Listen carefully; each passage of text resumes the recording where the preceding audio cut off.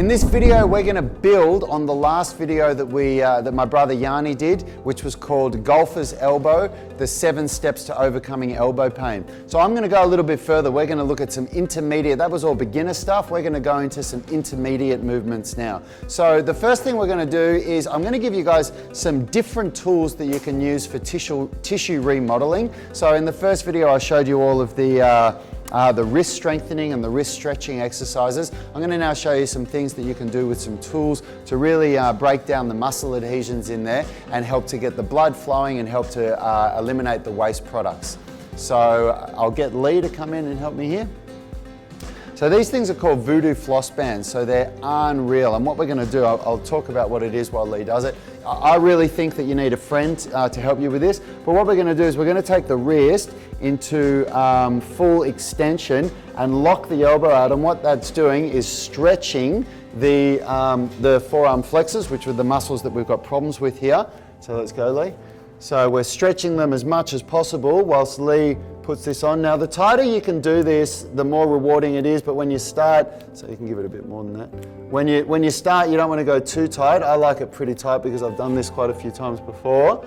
So I'll just help Lee like this. So what we're doing here, we're applying so much pressure to the joint. See, the problem with tendons is that they don't get much blood flow. So muscles heal much quicker because they get heaps of blood flow. So, and that's, you know, your body of eliminating waste products and healing an area. So what we're doing here is by applying all this pressure to the tendons, which don't get a lot of blood flow generally. Now when I do this, I'm going to now flex my wrist and then force my elbow into flexion. So I'm then extending the wrist and forcing the elbow into extension. So we're basically taking the muscles through full range of motion. And as I do this, I'm forcing all of the waste products from my tendons back through the lymphatic system. Okay? And this has got a double whammy because now when I take this off, you get this out here. Thanks, Lee, that's fine, thanks for your help. So when I take this off now, what it's going to do is it's going to flood the area with oxygenated blood. So you can see there, just by looking at those marks on my arms, you can see it was quite tight. You know, even on one of the veins there, it looks like it's burst some of the capillaries there, but that's absolutely fine. There's no problem, there's no pain. And on the contrary, my elbow actually feels great. Now I was dealing with elbow, medial epicondylitis, so golfer's elbow, for a long time, and when I started using these, it made such a huge difference. So that's Voodoo floss bands. You can get these online. We just got this one from the Wildlife. These are about 20 bucks. So get one of those, get a friend to help you do it. Start from just above the elbow. Okay, so you start about there, there's my elbow joint, and each time you roll it, you cover just about half of the band, like that. And then you'll go down to where you can see that mark there. So you go down just past the elbow joint. And then when you come back, I usually just come back like that because there's not enough to go that same amount on both ways down. And you just got to tuck it in and then you go through those movements that I just showed you then. So we'll move on now. So the next thing we're going to go over with the tissue remodeling is just rolling your forearms with a good barbell. Now we've got great barbells in Unity Gym, so you can see they have a really nice roll here. If you don't have access to good barbells like this or barbells at all, then I'm going to show you what you can do with something called a spiky ball, a physio ball that you can get online again for I think maybe 20 bucks or something. But we'll start with this because this is just unreal.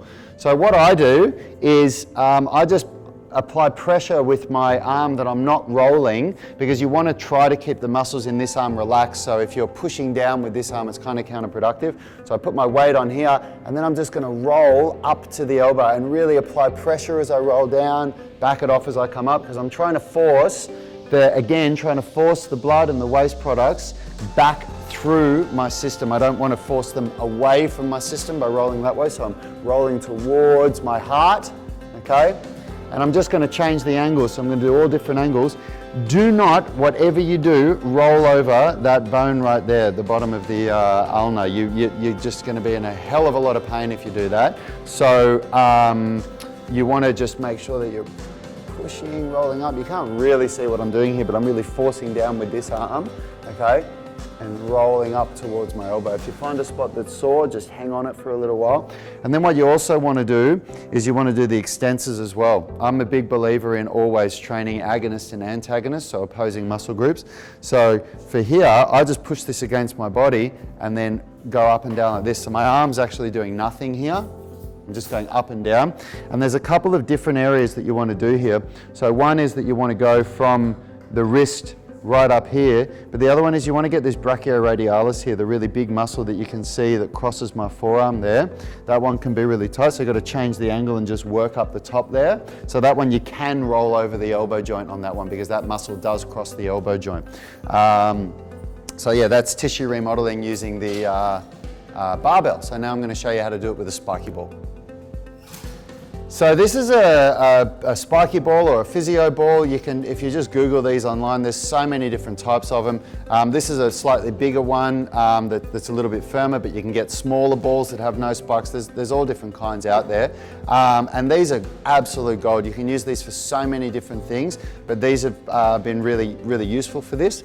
So it's a little bit tricky on the forearm because you can't get enough much weight on it. So you've got to kind of push down and just work up towards that point where you're feeling the pain, so near the ulna there.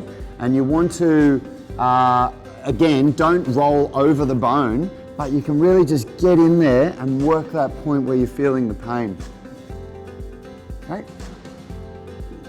So I don't find that as effective as using the barbell. The barbells are unreal. But if you don't have access to a good barbell like that or a barbell at all, then this is a good substitute.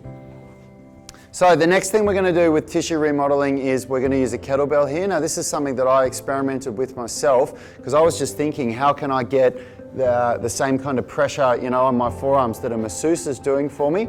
And yeah, I just played around with this and I find that it works really well. Now the reason I'm wearing my jacket for this is because the first couple of times I did this, I did it without a jacket and all the hairs on my forearm got irritated and I got an infection in them. I thought I had some kind of a rash. I went to go to the bloody doctor for it and he just told me that I had infected hair follicles. So I find that if I use something covering my arm, it works really well.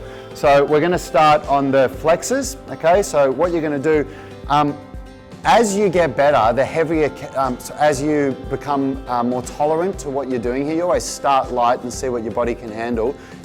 I find this more rewarding with a heavier kettlebell. So I'm using a 24 kilo kettlebell here, which I definitely do not recommend that you start with. Depending on how big your forearms are and how tolerant you are to pain, I'd start with something between probably an 8 and a 16 kilo kettlebell. Now, what I do is I roll it over onto my forearm and now I lean my body over this way so I can get a good angle. Otherwise it's getting on the bone too much, on the radius. And then from here, you're just gonna work around. And when you find a spot that's sore, you can just sort of sit there and work around on this one spot. And you basically just work up and down the forearm on the flexors there. The next thing we do is the extensors. And I found I was doing so much work on my forearm flexors. I just thought, look, I'll try my extensors and see what's happening because it's really important, again, to have that balance between agonist and antagonist. And even though the golfer's elbow is experienced in the forearm flexors, I just wanted to make sure that my whole forearm was better. And just by actually working the extensors like I'm going to show you now, I started to experience less pain in my golfer's elbow, in the flexors. So from here, just turn your hand over. And this one for me was absolutely brutal. Okay, so again, we're just working like this. I'm going to take my jacket off in a second and show you which areas we're working here. Okay, so that's just weight applied down. So what the main areas that you're really working, so with the forearm flexors, you want to get over here so you can get into the big meaty part of the forearm, and all the forearm flexors actually come down, and their origin is down the bottom here of the ulna. So you're not really going to get that much out of rolling it up here. You want to be rolling down on this area. But over here on the extensors, I found that I got the best results from rolling up the middle here, and also over the brachioradialis, that big muscle here. That really made a difference for me. So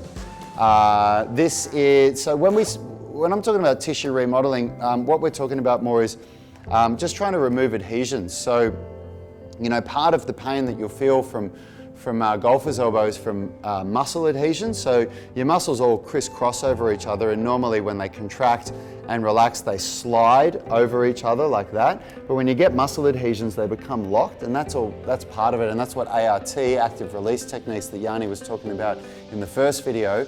That's how that helps, because ART pins one muscle and then forces the other muscle to move underneath it or above it so that the adhesion breaks up.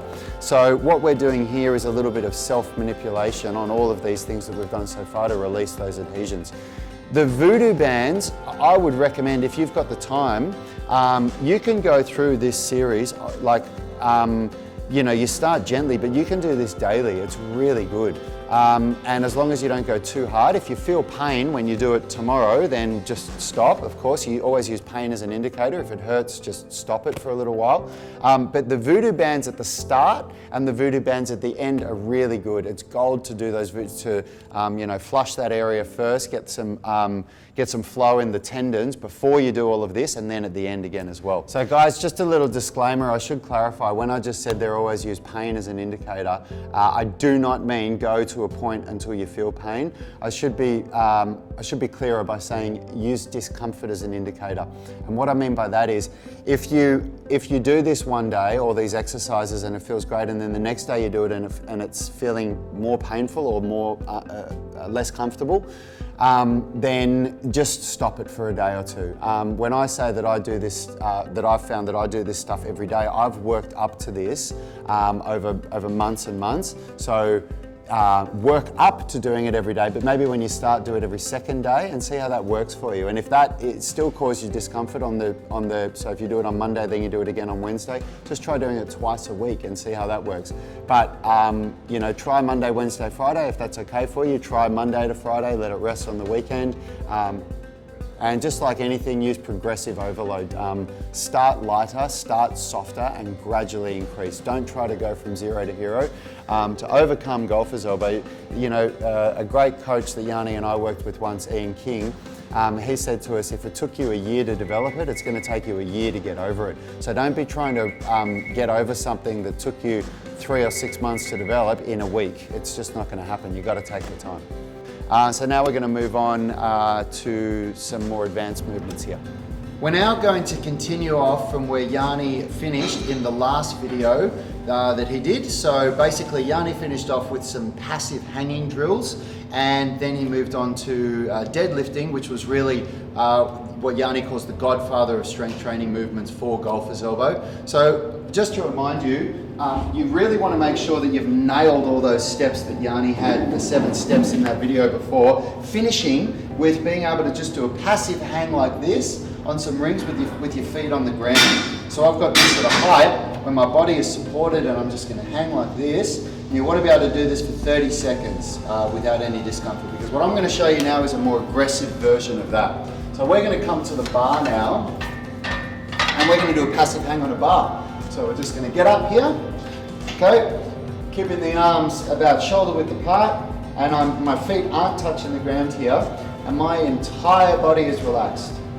So the only thing that's hanging on here that's tight is my grip. I'm not trying to hold myself up, I'm not trying to pull myself back, I'm completely relaxing. And this is really good for intermediate treatment of golfer's elbow, but we use this for so many other things. And for you golfers out there, this is gold for your spine and shoulders. It is amazing because it does what's called traction on all the joints in the body. So it's tractioning, it's pulling apart your wrist, elbow, shoulder, and all of the vertebrae in your spine. It's lengthening them out and creating movement in them. And over time, again, you go through tissue remodeling with this, where your tissues become stronger and more capable, and also more mobile.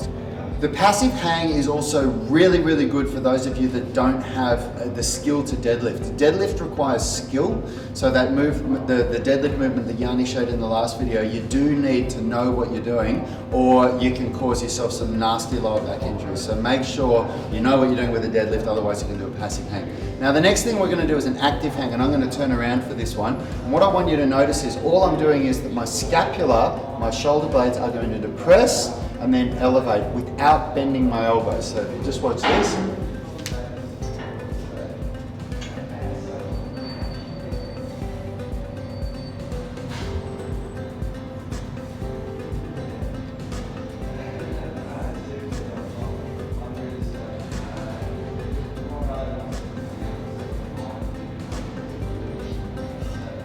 So with the active hang, what you can do is you can start with up to 10 reps. So you want to try for like 3 sets of 10 reps. And then you can move to 3 sets of 30-second hangs. So eventually when you get strong enough, you can just hang like this.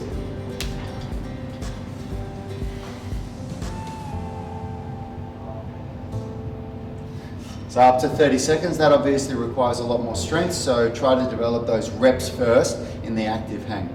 So the next thing we're going to do is to move on. Now this is really jumping up from, to the higher end of intermediate hanging. You really want to nail those, so just the passive hang with your feet on the ground on the rings, then the passive hang with your arms, with your feet dangling, and then the active hang for 10 reps, and then active hang for a 30-second hold. You must be able to do all of that for 3 sets, not all in one workout, but each one of those on their own for 3 sets without experiencing pain in your golfer's elbow before you move on to the next one. Because the next one we're going to do is the single arm variations.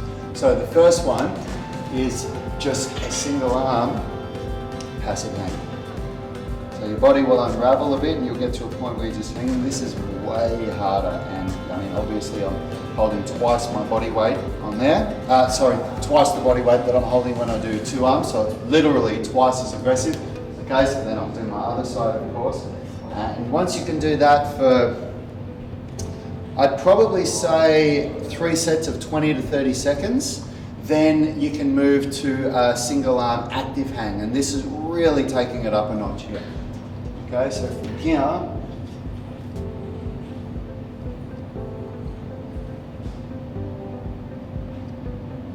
okay, and again with that one I do probably 3 sets of 3 reps or 3 sets of a 5 to 10 second hold, but where you do 1 5 to 10 second hold on this arm, then 1 on this arm, then 1 on this arm, so that'd be the most advanced variation of that.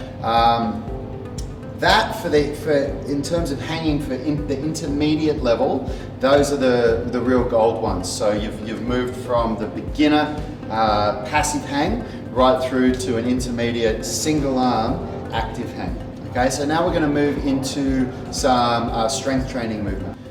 So in Yanni's video, he was talking about, at the end of the video, he was talking about that once you get this basic level of conditioning down with your forearms, that you want to then take your conditioning into strength training movements.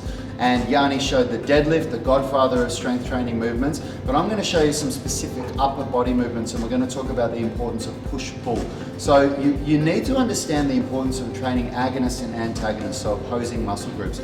You don't if you say I want to get bigger arms, you don't just train your biceps, you've got to train your biceps and your triceps because they're opposing muscle groups. And if there's an imbalance between them, then the elbow joint, the joint that those 2 muscles control movement in primarily, is that's going to suffer. You're going to have an imbalance there, and when you go for a big swing, you're potentially going to create problems in your elbows. So what I'm going to do now is I'm going to show you really the godfather of upper body vertical pull movements, which is a pull-up, and we're just going to start with a supinated grip pull-up. So I'll show you a body weight grip one first, and then I'll show you one for those of you that can't do a body weight pull-up. And it is absolutely essential that you can do 10 reps of those scapular depressions of that active hang before you even attempt this. If you cannot do 10 reps of active hang, like what I just showed you, scapular depression, you're not ready for these pull-ups yet, okay?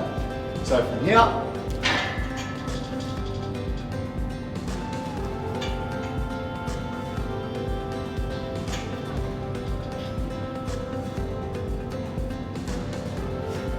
so you can see the movement starts with that scapular depression, and then I'm keeping my shoulders down as I come down to extend the arms and then release the scapula. So I'll show you another couple. It starts and ends with scapular depression, okay?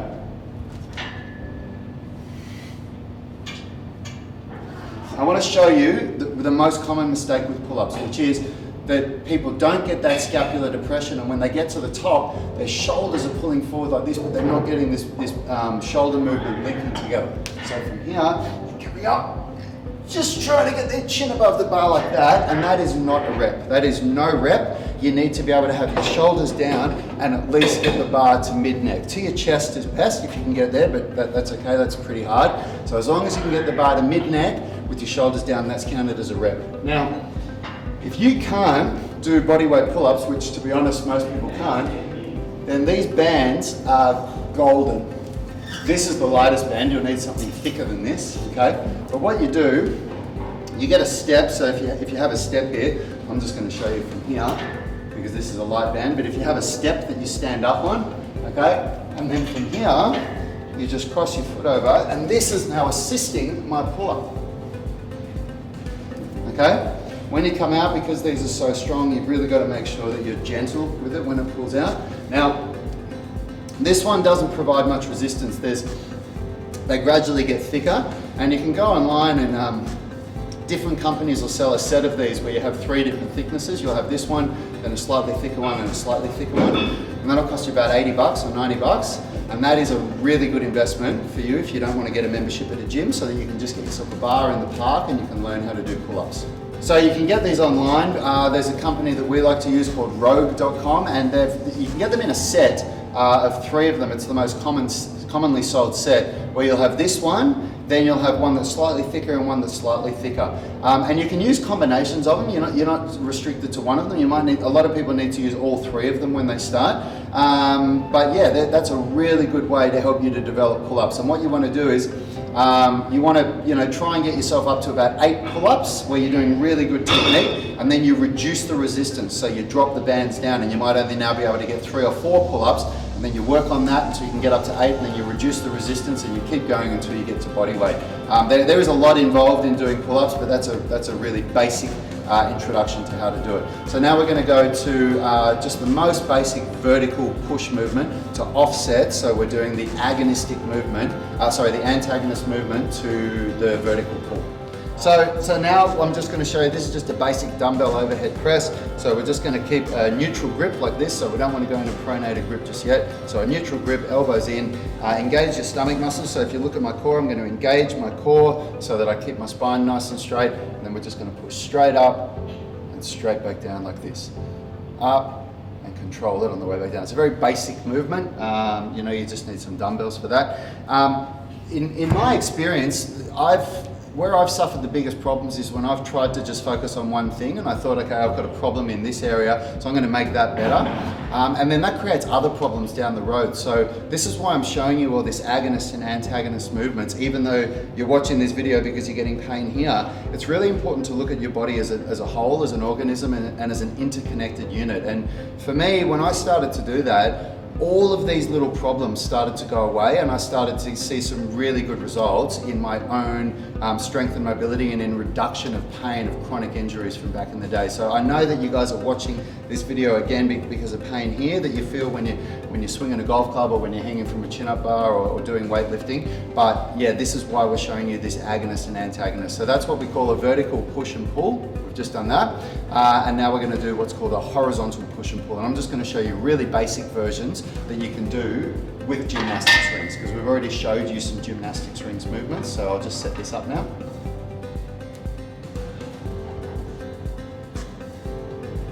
We're going to use the gymnastics rings to do our horizontal pull, not because it's the best variation of a horizontal pull, but we've shown you already some exercises that involve gymnastics rings. And again, this is a relatively inexpensive piece of equipment that you can buy online. So I'm just going to try and show you some things that use the equipment that we've already told you guys to get. So what you're going to do from here is, we're just going to get down like this, let the shoulders, let everything relax. Then I'm going to pull the shoulders back, pull up to here, back down, release. 1, 2, 3, 4. 1, 2, 3, 4. As you get better, that all just becomes one motion. But when you're learning, you absolutely want to break this down. 1, 2, 3, 4. So that's really going to work those forearm flexors there when you do that, and it's a wonderful exercise for the shoulders. Horizontal push-pull and vertical push-pull are the main upper body movements that are used by strength and conditioning coaches, and this is going to really contribute to benefiting your golf game. So now we're just going to go to a horizontal push. And a horizontal push is something that you guys have all learned back at school. We're just going to do a push-up, okay? But a good push-up, a real push-up that's going to keep the shoulders healthy and that's also going to help to balance what you've just done in your horizontal pull is much harder than people think it is. So I'll just get down on the ground here to demonstrate. With a push-up, it is so much harder than what people give it credit for. Everybody's learned to push up at some stage in their life, and so it's presumed or it's perceived as this really basic movement, and it is. As far as horizontal push movements go, it definitely is one of the more basic versions. But to do a good push-up, there's a lot of cues that you need to understand. And we're not going to do a bodybuilder's push-up here that's designed to really hit the pecs. What we're going to do is a functional golfer's push-up, which is really designed to create functional strength and movement and freedom from pain in the shoulders, and to balance what we've just done with the horizontal pull in the rings. And what I mean by that is we're going to get really good shoulder movement. So I'm just going to demonstrate a couple. I'm going to have my index finger facing forward. I'm going to splay my fingers slightly wider than shoulder width. You can vary that grip though. And from here, I'm going to come down, try and squeeze my scapula or shoulder blades together, and then I'm going to push up and push my shoulders as far away from my body as I can. Back down, squeeze the shoulder blades together, push up, push the shoulders away from me. Now, what makes the push-up hard is being able to maintain that posture. This is the most common mistakes we see in push-ups. Okay, so there's banana back, the head sinking, and people only going half range. You need to suck your stomach in so you engage your core, tense your glutes, okay? Keep your head back. That's going to create this beautiful posture, and then without moving anything else but the shoulders, we come down until we can't go any lower, and then we push back up and push as far away from the ground as we can. Now, if you can't do that, no problem. There's a couple of regressions we can do. The first regression would be onto the knees. Okay, it's the same thing, but it's taking a bit less weight. If that's too easy, but the one on your feet is too hard, what you can do, you can control the eccentric phase on your feet and then go to your knees for the concentric phase. That's a good way to bridge that. And I'll show you one more regression. We're going to do an elevated push-up if you just come over here with me. This is an elevated push-up, which is really one of the easiest variations of a push-up because you can choose how high you elevate. Now, the higher this object is, the easier it's going to be. The lower it is, the harder it's going to be. But basically, you do exactly what we just did on the ground. So we're just going to set ourselves up here, and we're just going to push up. So you want to make the object touch your mid-chest, and that's everything else is the same about the push-up that I just explained. We're just making it easier by elevating here like that. All right, guys, I hope you really enjoyed that. I wanted to just point out, and thank you very much, Rad, for taking the time to put that great content together. It's a real good evolution to the first video that we did probably a few years ago. Injuries are a part of the journey, and when you start to invest time in mastering a sport like golf, or even just if you're working out in the gym like Rad or I, you will find that you come across injuries from time to time. Now, I take my hat off to you guys for investing the time to watch this video till the very end, because it means that you are taking the right approach, which is to educate yourself and learn how to work around injuries. You should never be disheartened by an injury, and I know it can be really frustrating. Trust me, Rad and I have gone through so many injuries, it's not even funny, but we learn from every one of them. And if you take that approach, you invest the time like you guys are right now, every time you encounter a little issue, then you will come out much stronger and much smarter on the other end of every single injury. So use it and remember this. The best evolution and the best breakthroughs always occur on the other side of adversity. So keep it up, guys. Keep investing time in learning to work around your injuries and get stuck into those progressions from our first 7 steps to overcoming golfer's elbow. And enjoy. Also, if you guys have got any questions, just put your questions in on any of our videos. We'll always try to get back to you as quick as we can. Yanni answers all the questions, so you've got a real brain there for you. Thanks, guys. Awesome, guys. Take care. And share the videos if you love it. Share it with your mates. Please share the videos. Thank you.